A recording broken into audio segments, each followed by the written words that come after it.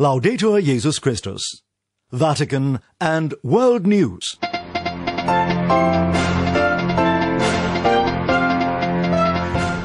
In the headlines this Monday, December 21st, Pope Francis encourages the Roman Curia to overcome this moment of crisis with a spirit of renewal. Pope Francis also gives the green light for the use of the new anti-COVID vaccine. And we begin our series of Christmas wishes brought to Vatican Radio listeners from various voices of the religious world. In the Vatican, I'm Francesca Merlo. Pope Francis this morning met members of the Roman Curia, the central administration of the Catholic Church in the Vatican. In his traditional pre-Christmas meeting with them, he reflected on how a crisis such as the COVID-19 pandemic can prove beneficial to us all if we make it an opportunity for conversion and renewed authenticity by allowing ourselves to be led by the Spirit with courage and humility. On the other hand, if the crisis is seen as a conflict, he warned, it will create discord, competition and enemies. Robin Gomes has more. Speaking to his collaborators ahead of Christmas, Pope Francis noted that the COVID-19 pandemic has been a time of trial and testing, but also a significant opportunity for conversion and renewed authenticity. This is what a crisis does, he said, as is borne out by the great biblical figures, including Jesus himself, who, sifted by crisis, showed that God never abandons us. Questa riflessione sulla crisi ci mette in guardia dal giudicare frettolosamente la Chiesa. The Pope said this reflection on crisis warns us against judging the Church hastily on the basis of the crisis caused by scandals both past and present. However, he clarified, one must not confuse crisis with conflict. Crisis generally has a positive outcome, where conflict always creates discord and competition, an apparently irreconcilable antagonism that separates others into friends to love and enemies to fight. Il primo male a cui porta il conflitto e da cui dobbiamo cercare di stare lontani è proprio il chiacchiericcio. The Pope said that the first evil that conflict leads us to, and which we must try to avoid, is gossip, idle chatter, which traps us in an unpleasant, sad and stifling state of self-absorption. It turns crisis into conflict. When the Church is viewed in terms of conflict, right versus left, progressive versus traditionalist, the Pope said, she becomes fragmented and polarized, distorting and betraying her true nature. A body in continual crisis because she is alive, the Church must never become a body in conflict with winners and losers. The newness born of crisis and willed by the Spirit, the Pontiff said, is never a newness opposed to the old, but one that springs from the old and makes it continually fruitful, just as a grain of wheat falls into the earth and dies. Hence, by shielding ourselves from crisis, we hinder the work of God's grace, which would manifest itself in and through us, he said. I am Robin Gomes. Pope Francis today also greeted Vatican employees and their families during the traditional Christmas greeting audience. As Linda Bordoni reports, he thanked them for their service to the Church, reminding them of their mission to proclaim the good news of the birth of Jesus. Pope Francis set the tone of his address, noting that the coronavirus pandemic that has caused not only a critical health situation, but also many economic difficulties for many families and institutions, has also affected the Holy See, which he said is making every effort to deal with this precarious situation in the best possible way. Explaining that the Holy See will continue to do everything possible to meet the needs of all its employees, he said we must all strive to overcome this critical moment with goodwill and patience, highlighting the importance of the work carried out by collaborators to the Holy See. He emphasized the efforts that the Governorate and the Secretariat of State are making to leave no one behind, because he said no one should be fired, no one should suffer the ugly economic effect of this pandemic. Pope Francis then reflected on Christmas, that he said is a feast of joy.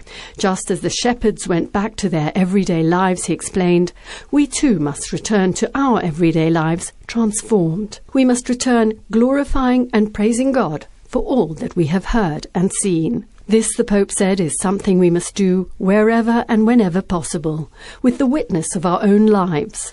Difficulties and sufferings cannot obscure the light of Christmas, the Pope concluded, which inspires an inner joy that nothing and no one can take away from us. I'm Linda Bordoni. The Vatican's Congregation for the Doctrine of the Faith released a note today that clarifies the morality of receiving anti-COVID vaccines which are remotely connected to abortion.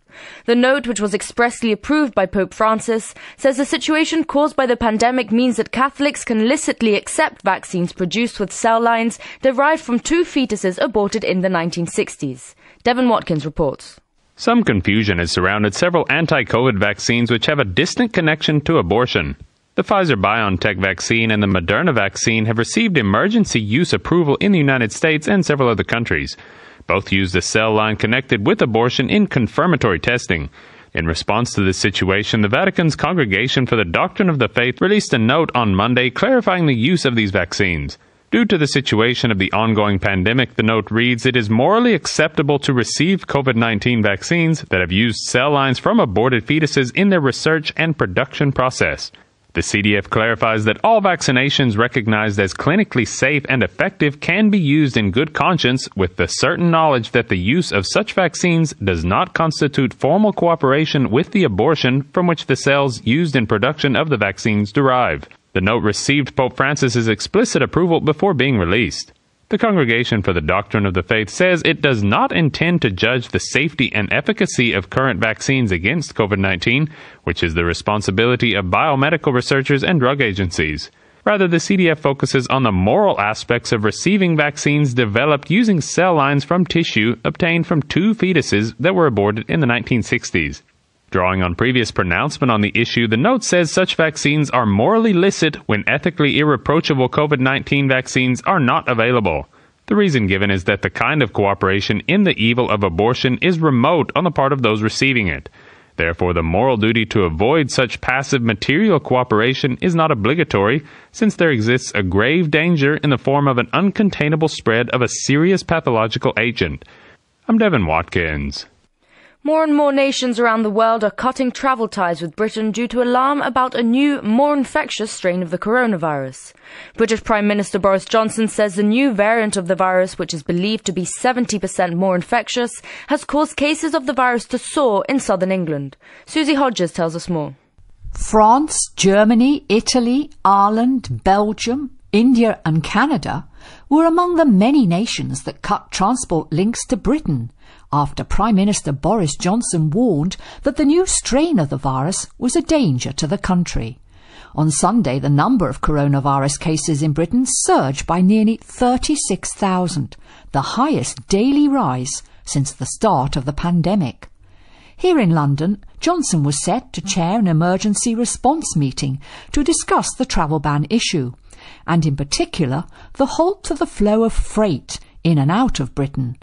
On Sunday evening, France announced it was shutting its border for 48 hours to arrivals of people and trucks from Britain.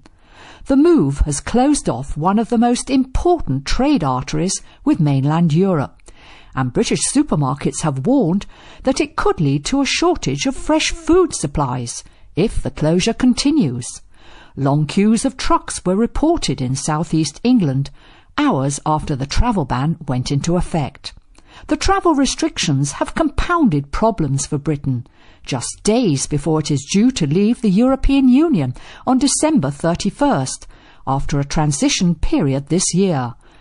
London and Brussels have so far failed to reach a post-Brexit trade deal, raising the prospect of chaos in goods traffic. Scientists say there's no evidence yet that the new, more infectious strain of the virus detected in Britain is either more lethal or causes a more severe illness. But the variant's ability to transmit the virus more easily has caused global alarm and left Britain looking more and more isolated. From London, this is Susie Hodges reporting for Vatican News. Chile's President Sebastián Piñera has been fined the equivalent of $3,500 for failing to wear a face mask in public while taking a frivolous photo with a fan. James Blaze investigates why some world leaders are getting such a bad example to the millions they are supposed to be governing. In spite of strict laws in Chile requiring the wearing of face masks, with failure to do so punishable by fines or even imprisonment, earlier this month, 71-year-old President Sebastián Piñera posed for a photo with a woman fan minus masks on a beach near his luxury home, although both were prudently wearing sunglasses to protect them from the harmful rays of the sun. Some are questioning the size of the fine for President Piñera, whose personal wealth was estimated at $2.8 billion by Forbes magazine in 2019. To his credit, Piñera, who extended the state of emergency for Chile at the beginning of this month, has apologized, saying it'll never happen again. More than 1,000 cases of COVID are reported daily in Chile. So far, more than 500,000 of its population have been infected, and more than 16,000 people have died. Similar bad examples with 67-year-old Mexican President Andrés Manuel López Obrador, who's joked he'll only wear a face mask when corruption's totally eradicated. In Brazil, 65-year-old President Jair Bolsonaro scoffed at the virus and was then infected by it. Like 74-year-old US President Donald Trump, who also had it, both of their wives were also affected. All of them, as older men, are at appreciably high risk, but in this respect, wisdom has not caught up with or matched old age. For Vatican News, James Blair is reporting. And finally, every Advent season, Christian leaders and organizations around the world send Christmas greetings to Vatican Radio listeners. In this unprecedented year, gripped by a global pandemic, contributions are highlighting not just the importance of this holiday season, but also how lasting peace and goodwill can be fostered in today's world. This year, we're starting off our Christmas messages with greetings from Sister Patricia Murray, Executive Director of the International Union of Superiors General.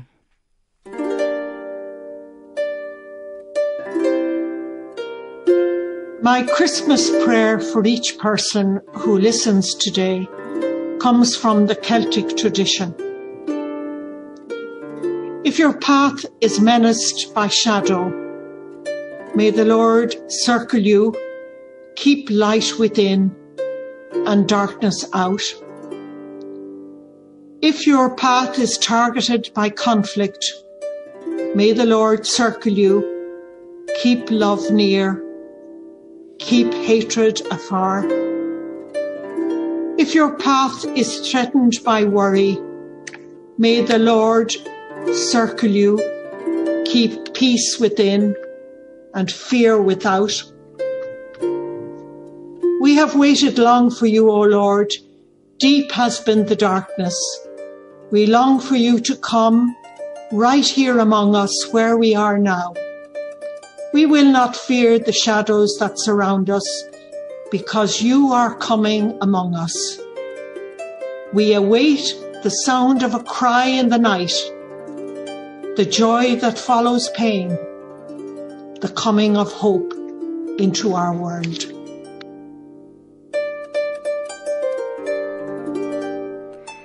That was Sister Patricia Murray, Executive Director of the International Union of Superiors General, with her Christmas message.